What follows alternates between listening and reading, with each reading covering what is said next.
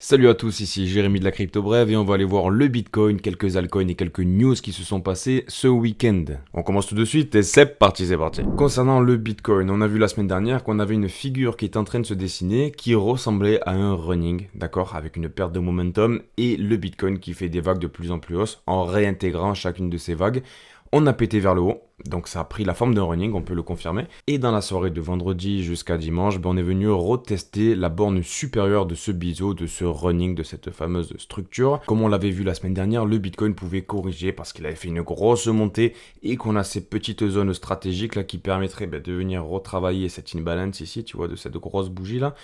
Visiblement, ça a été confirmé, on a bel et bien eu un running, on a pété vers le haut, on allait toucher les 98 000 dollars approximativement. Et on est en train de corriger.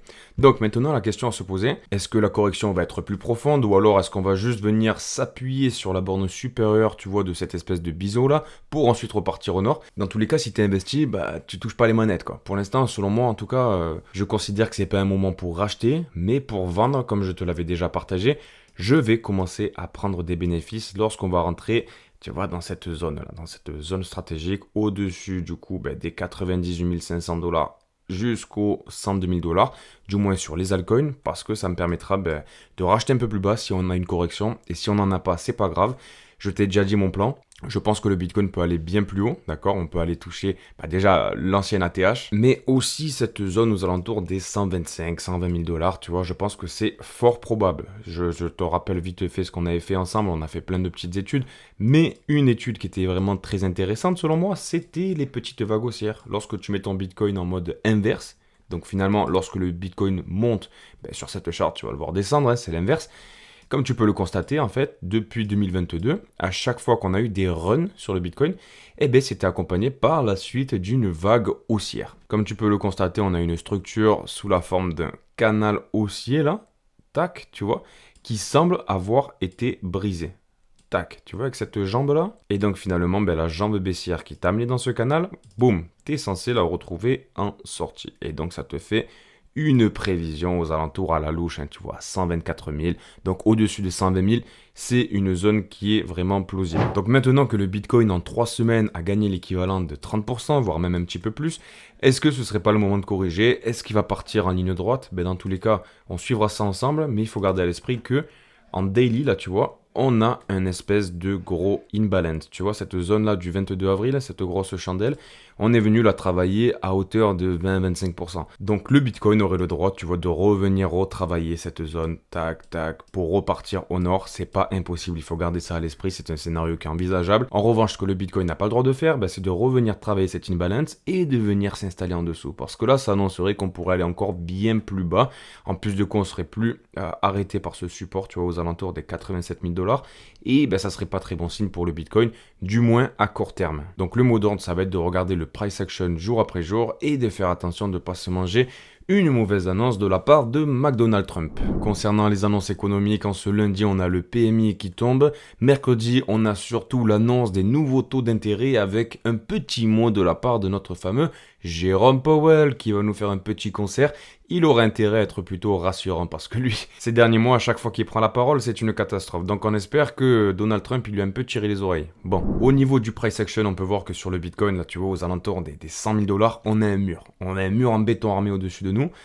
Donc est-ce qu'on va le péter cette semaine ou alors est-ce qu'on va un petit peu corriger? Est-ce qu'on va venir respirer aux alentours, tu vois, des 88 000? Est-ce qu'on va venir récupérer cette zone aussi, ce petit gap CME, tu vois, qu'on a laissé derrière nous depuis maintenant le 23 avril, direction les 91 800 dollars approximativement? Écoute, c'est pas impossible, dans tous les cas, il faudra suivre jour après jour. Mais ce qui est plutôt intéressant de noter, c'est qu'on n'a plus énormément de zones de liquidité en dessous de nous. La plupart des gens sont plutôt bearish, tu vois, ils sont plutôt pessimistes sur le court, le moyen terme. Tu peux le voir au-dessus de toi, là, on a beaucoup plus de liquidité au nord qu'au sud. Et ça se reflète bien là aussi. Les funding rates, comme tu peux le constater, sur le BTC, on est vraiment extrêmement bas. On est extrêmement bas, on a même des exchanges qui sont en négatif. Les altcoins, je t'en parle même pas. Ethereum, il est vraiment dans le négatif. Solana, XRP, Dogecoin, bon. Donc on est dans une situation où les gens commencent à avoir un peu d'espoir, mais se disent, bon ouais, voilà, jusqu'où est-ce que ça va aller? On va peut-être monter à 100 000, on va redescendre, bon. j'irai pas me mouiller, j'irai pas encore mettre de l'argent. Donc d'un point de vue du sentiment, c'est toujours la dépression, et ça c'est toujours bon signe pour le Bitcoin. Au niveau du Fear and Greed Index, qui te montre la peur ou la cupidité que les gens ont sur le marché, plus on est dans le vert et plus on reste longtemps dans une période où les gens sont cupides et se disent qu'ils vont devenir millionnaires en quelques heures, et plus voilà, tu es proche d'un top sur le marché du Bitcoin et sur les altcoins, je t'en parle même pas. Ce que tu peux constater, c'est que ça faisait maintenant, depuis le 8 février, sur le Fear and Greed Index, on est en dessous de 70. Donc ça te reflète bien le sentiment de marché qu'il y a eu ces derniers temps, et c'est tout à fait normal, le marché a été complètement dégueulasse. Mais là, hop, comme tu peux le constater, le 23 avril, on est repassé une seule fois au-dessus des 70 pour atteindre les 72. Donc c'est un bon point. Tu peux constater qu'on a un W qui s'est formé avec le second bottom qui est plus haut que le précédent. Et là, actuellement, on est en train de faire un retest. Hop, hop, hop. Ensuite, je te rappelle que cette semaine, on a la mise à jour Pectra sur le network d'Ethereum. Cette mise à jour, elle va être lancée mercredi. Donc mercredi, on va avoir des améliorations sur les deux couches principales d'Ethereum, la couche d'exécution et la couche de consensus. Mais grosso modo, ce qu'il faut se dire, c'est que après cette mise à jour, ce qui va être amélioré, ça va être l'expérience utilisateur, ce dont on parlait, l'expérience des développeurs, la scalabilité et la sécurité. Mais toi, en quoi ça va te changer la vie, c'est que tu pourras venir payer des transactions, non plus avec de l'Ethereum, tu pourras toujours le faire, mais avec d'autres tokens. Donc si tu as du Trump, si tu as du Tutu dans ton portefeuille et que tu n'as pas d'Ethereum pour faire ta transaction, tu pourras la financer avec ce genre de token. En plus de quoi, tu pourras aussi payer les frais de transaction avec un autre token et avec un autre compte, avec un autre portefeuille. Ce que tu pourras faire, c'est connecter un autre wallet, un autre MetaMask par exemple, et venir payer ta transaction à distance. Et ça, c'est vraiment un très bon point pour l'expérience utilisateur. Pour le token de TH, en revanche, c'est un petit peu moins bien. Pourquoi? Parce que dans nos wallets sur les networks Ethereum, on a tous un petit peu de TH qui traîne, tu vois, pour payer les fees, pour payer les transactions, lorsque tu envoies des tokens, lorsque tu vas sur des protocoles, etc. Mais là, finalement, si tu n'as plus besoin de TH pour signer tes transactions, pour signer n'importe quoi, pourquoi est-ce que tu vas garder de l'ETH? Si tu ne crois pas dans le fait que le token d'Ethereum va se valoriser, à quoi bon garder de l'Ethereum? On en a déjà longuement parlé ensemble sur la crypto brève, mais ça n'impacte pas ce que je vous dis à chaque fois sur Ethereum. Je pense qu'on est dans des très bonnes zones d'achat sur Ethereum, ok? On en a longuement parlé, on avait une espèce de biseau, il semblerait qu'on l'a brisé vers le haut. On avait fait une longue analyse là sur ce token d'ETH. Donc moi je pense qu'il peut aller plus haut. Attention, d'un point de vue macro, d'un point de vue fondamental, la psychologie, ça va dans le mauvais sens. Tu vois ce que je veux te dire? Mais je te dis pas que l'Ethereum ne va pas aller à 2000, 2500. Moi je pense qu'il va y aller. Je le revois même presque facilement aller taper les 3000 $. Mais lorsque je t'avais donné mon sentiment qui était un petit peu plus pessimiste sur l'avenir d'ETH, c'était d'un point de vue de la direction économique en train de prendre la fondation. Mais c'est pas tout, parce que du côté d'Ethereum, on a Vitalik qui nous a fait une petite annonce dans laquelle il préconisait une simplification significative du protocole d'Ethereum en le calquant sur le protocole de Bitcoin, faire un truc extrêmement simple. Bon, là, ce qu'il y a, c'est qu'on est en Proof of Stake, avant on était en Proof of Work, ils ont fait un merge, bon, on suivra ça ensemble. Et d'ailleurs, pour faire le parallèle avec cette mise à jour et l'impact que ça peut avoir sur le cours du token, moi je pense qu'à court terme, c'est extrêmement bullish d'acheter de l'Ethereum en spot en dessous des 2000 $. À chaque fois qu'on a eu une mise à jour sur Ethereum, il y a eu de très gros impacts sur le prix d'ETH. Que ce soit un impact positif ou négatif, comme tu peux le constater, la mise à jour Berlin, on avait une explosion du prix, on était passé des 2200 $ et on était monté aux alentours des 4000, on avait même dépassé les 4000.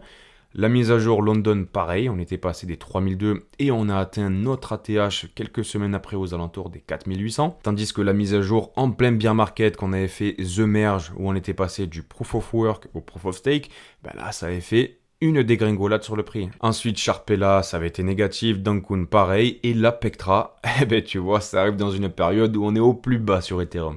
Donc j'ai envie de te dire, c'est soit le token, il se casse encore la gueule, Pectra, c'est mal perçu, et on va en dessous des 1000 $, j'y crois pas trop. Ou alors Ethereum se réveille et on a une poussée fulgurante, et ça annonce aussi une diminution de la Bitcoin dominance. Et pourquoi pas une petite all season qui mettrait un peu d'épices là, tu vois, dans le marché de la crypto. Dans tous les cas, on suivra ça ensemble. Ensuite, si on regarde les performances sur les deux loupards qui sont Ethereum et Bitcoin, parce qu'on commence à avoir de la data, on commence à avoir un petit peu d'historique.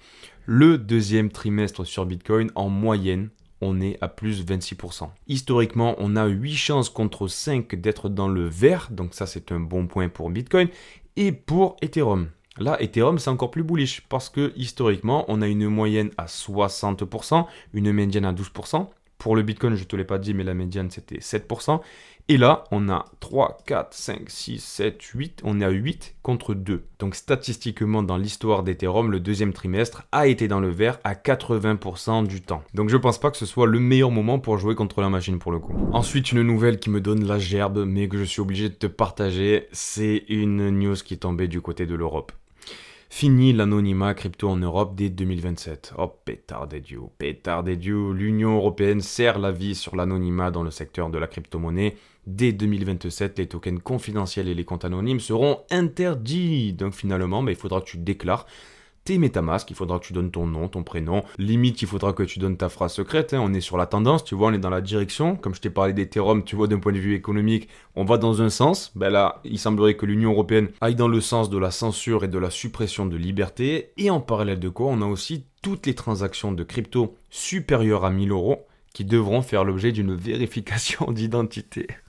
Donc avant 2027, il faudra faire très attention avec la crypto-monnaie que tu possèdes sur des exchanges comme Coinbase, Binance. En fait, je te dis pas de faire attention dans le sens où Coinbase, ça craint d'un point de vue sécuritaire. Non, c'est moins bien qu'un cold wallet, qu'on se le dise. Mais ce que je veux te dire par là, c'est que si tu veux être propriétaire à 100% de ta crypto-monnaie, en détenant du Bitcoin, du stablecoin, n'importe quoi, la meilleure chose à faire, c'est de l'avoir sur un cold wallet. Donc sur un MetaMask, sur une Ledger, sur un outil finalement où tu seras le seul à pouvoir valider des transactions, parce que là tu vois on te parle de 1000 $, mais c'est quoi la prochaine étape? Parce qu'ils sont très créatifs en Europe sur ça. Donc honnêtement, moi personnellement tout ce qui est Coinbase, Binance j'ai complètement supprimé. Coinbase je l'ai gardé pour placer un petit peu en stacking, tu vois, pendant le bear market. Peut-être que je vais me diversifier, je vais pas aller uniquement sur des protocoles de RWA, mais après lorsqu'on fait de la vente, lorsqu'on fait de l'achat, moi je recommande d'aller sur des DEX, donc d'aller de manière décentralisée ou d'aller sur des exchanges centralisés, mais non PSAN. Et personnellement, l'exchange que j'utilise, qui n'est pas PSAN, où tu n'as pas besoin de mettre ta carte d'identité ou ton passeport, que tu as encore les valeurs de la crypto-monnaie, c'est ZoomX. Tu le sais, ZoomX, c'est le seul sponsor qui accompagne la crypto-brève. Et honnêtement, si j'ai choisi ZoomX, c'est entre autres pour ces valeurs-là. Et c'est pas des blagues. En plus de quoi, moi, j'avais demandé à faire, tu vois, des espèces de giveaway où ils viendraient incentiver la communauté.